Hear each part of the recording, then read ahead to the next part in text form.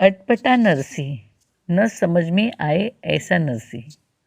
नरसी और गजानन को घर के बीच केवल एक अस्तबल की ही दूरी थी। आज गुरु पूर्णिमा थी। गजानन समझ गया आज नरसी के घर रास की रमझट होगी। इसीलिए अपनी जाति के 4-5 प्रमुख और मुंसफ को अपने घर भोजन पे बुलाया और रात का समय रखा। रात को चंद्र उगा था, तब उन्होंने भोजन कर लिया और आंगन में खाट डालकर सब बातें करते बैठे थे। नरसी के घर जाने वालों को भी देख रहे थे। थोड़ी देर में ढोल मृदंग आदि सुनाई देने लगा और कहते हैं रासलीला आरंभ हुई है। नरसी का स्वर सुनाई देने लगा। रासलीला भजन परमात्मा संग जीव की प्रेम लीला ही महारास लीला है, जिसे कवि जयदेव ने भी लिखी और गाई है। आज ब्रज में वैसी लीला होती है।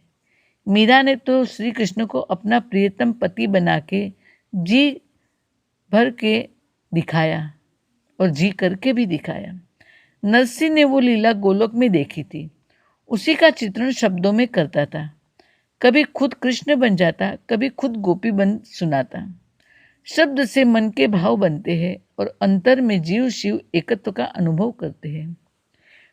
परमात्मा को प्रियतम बना के और भक्त उसकी प्रेमिका बन के, जैसे संसार में एक कामी पुरुष व्यवहार करता है, ऐसे ही परमात्मा में भी प्रिया प्रियतम का रिश्ता होता है और उसी तरह की क्रिया होती है, लेकिन दोनों के भाव अलग होते हैं।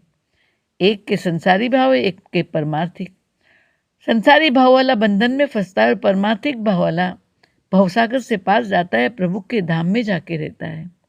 कैसे भी करके प्रभुमय होना है। आज तुम संसारमय हो, तुम्हें प्रभुमय होना है। इसीलिए सखी भाव से परमात्मा से प्रेम करके परमात्मामय होना ही महारास है। आज गुजरात महाराष्ट्र में जो नवरात्रि में डांडिया रास चलते हैं, वो नरसी की ही देन है, लेकिन आज उसका कोई विरोध नहीं करता। परंतु नरसी के समय में नरसी को कामी अश्लील कहा गया और कहते हैं कि नरसी का रास आरंभ हुआ है। गोरस लेके गोपियाँ दही बेचने के लिए चली है, ऐसे भाव नरसी बता रहा है कि मटकी सिर पे माथे पे रखी और मैयारण सब जा रही है, गोपियाँ जा रही है और अचानक सामने वनमाली श्याम सुंदर आ जाते हैं, मार्ग रोकते हैं और मही की खींचातानी करते हैं, दही की मटकी खींचातानी करते हैं और ध्यान से भवाई ये इसको भवाई भी बोलते हैं गुजराती में। तो गजानन ने कहा अपने साथियों से, सुनो सुनो, ध्यान से सुनना, ये भवाई शुरू हो गई। ये भवाई है कि क्या है?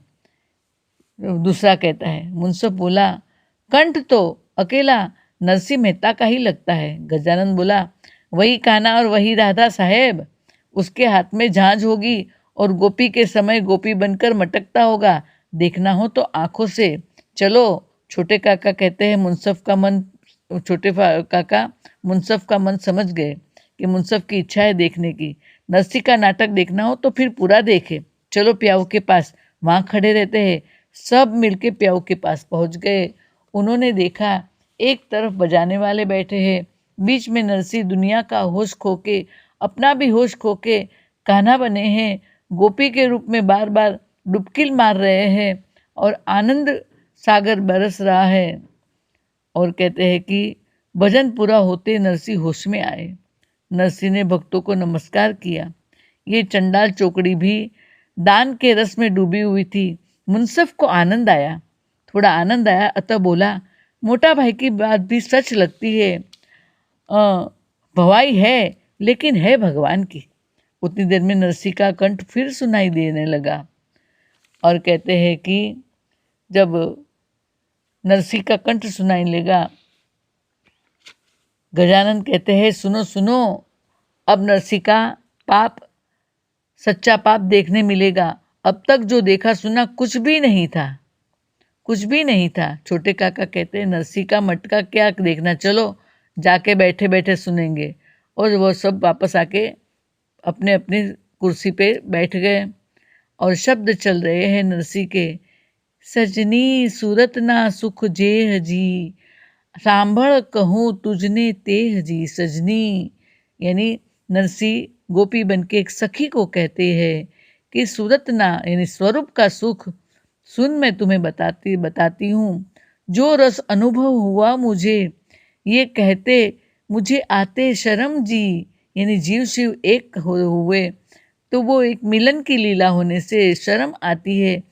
कहता ते मुझने लाज आए, शर्म आए तुझको, तू मेरी बात इसे छुपी रखना।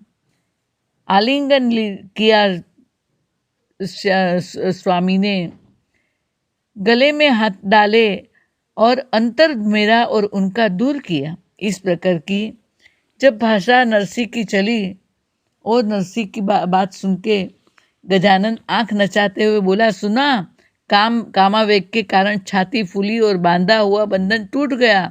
कमर पर का वस्त्र कौन जाने कब हट गया। मुंसफ की दशा कुछ और थी। भयंकर महाक्रोध आ रहा था और यहाँ नरसिंह बोले जा रहे थे, गाए जा रहे थे। गोवर्धन पुनः बोला, गोवर्धन की तरह छाती पर मुंसफ कहता है, चीरते बोला, चपरासी। चपरासी भी देख रहा था। आवाज़ सुन भागा आया। हुक्म साहब। मुंसफ कहते हैं, इस भगत को मेरे पास बुला के लाना जल्दी। चपरासी चला, पर भगत के तेज के सामने कुछ भी बोलने की हिम्मत नहीं हुई। और मुंसफ कहते हैं, तो बस यही समझता है कि आसपास में कोई बस्ती ही नहीं है, कोई रहता ही नहीं है, बेशर्मी कर रखी है, सब मानो उसके जैसे है। गजानन कहते, साहब पूरा पहले सुन लो, जिससे आपको अन्य वैष्णव को बताने में काम आए। यहाँ नरसी गोपी रूप में प्रेम रस में मग्न थे और कहते हैं कि मुंसफ क्रोध से, अरे इसने तो हद कर दी। गजानन कहते, एक बार पूरा सुनो तो सही। और नरसी की लीला चली और गजानन कहते हैं, इससे नंगापन और क्या बाकी रहा। और कहते हैं, मुंसफ कहते, कहाँ मर गया चपरासी। और नरसी ने वहाँ फिर आगे बोला, चुंबन चारु कपोल चूर रयु, अधर डसी गयु पान डसी कर्यु पान, रतिपति रणजोध जीत्यो मदने भाग्यु मान। यानी चुंबन किया सावरिया ने और होठ अधर पे अधर रस का पान किया और कहते हैं कि हम प्रेम रस में वो जीत गए, सावरिया हमारे हो गए। इस प्रकार के शब्द को सुना है। और कहते चपरासी आया, बोला, साहब आगे जाने का रास्ता ही नहीं है कि मैं वहाँ जाके उनको भगत को बुला के लेके आऊँ। और कहते हैं कि गजानन जो कहते हैं कि जोर से बोला, सुनो साहब, ये वर्णन तो अभी संक्षेप ही था। नरसी कहता है कि कल फिर ये कथा आगे बढ़ेगी। नरसी इसे विस्तार पूर्वक जगत के सामने लाने वाला है। छोटे काका कहते हैं, अभी रहने दो, कल बुला लेना। मुंसफ कहता है कि ठीक है, बात ठीक है, कल ही बुला लाना। और गजानन बोला, जाने तो दो, नसीब अच्छा होगा तो नरसी आएगा ही नहीं। दूसरा कहता है, अभी तो वो प्रेम मद में छका हुआ है। तो चपरासी कहता है, मुंसफ ने इशारा किया, चपरासी गया, थोड़ी देर में आकर बोला, वो अभी नहीं आ रहे। उन्होंने कहा, साहब से कहना नरसी को प्रथम श्री हरि फिर चपरासी, जा कल तीसरे प्रहर में ले जाना, मैं साहब को प्रेम से मिलूँगा। गजानन कहता है, कहते मोटा काका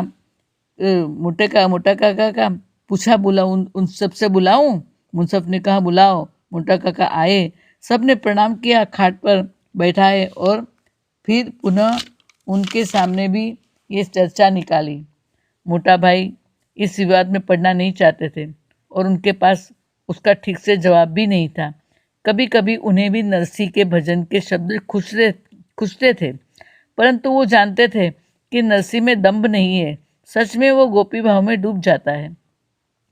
हम उसे समझ नहीं पाते थे, हमारी कमी है। वो बोले, नरसी के पास दोनों अनुभव है, मानव मन की रुचि अरुचि और दिव्य अनुभूति, और हम तो केवल दुनियादारी का ही अनुभव रखते हैं। आपका विरोध मैं समझ सकता हूँ, पर आप ऐसा करो, खुद नरसी को मिल लो। मुंसफ कहते हैं, मुझे अभी बुलाना था, मगर उसने मेरे चपरासी की सुनी नहीं। मोटा काका कहते हैं, भाई कोई नशे में हो तो हम ही उसके नशा उतारने की राह देखते हैं। वैसे नरसी अभी भक्ति के नशे में है। उसने कल आने की हाँ तो करी है। कल पूछ लेना, बाकी सारी सृष्टि के लिए नरसी अटपटा है, न समझ में आए ऐसा है। जैसे भगवान समझना मुश्किल, वैसे भक्त को भी समझना मुश्किल है। मैं तो कहता हूँ बुलाने से अच्छा है खुद मिलने जाओ। पहले भी कहा था उससे बच्चा न जानो, वो ज्ञान वृद्ध है, फिर आप जानो। ऐसा कह के मोटा काका चले गए। यहाँ चंडाल चौकड़ी मोटा भाई की अंधश्रद्धा और नरसी की पाखंडता की चर्चा करते हुए रात भर उसी बात में वहाँ गुजारी है।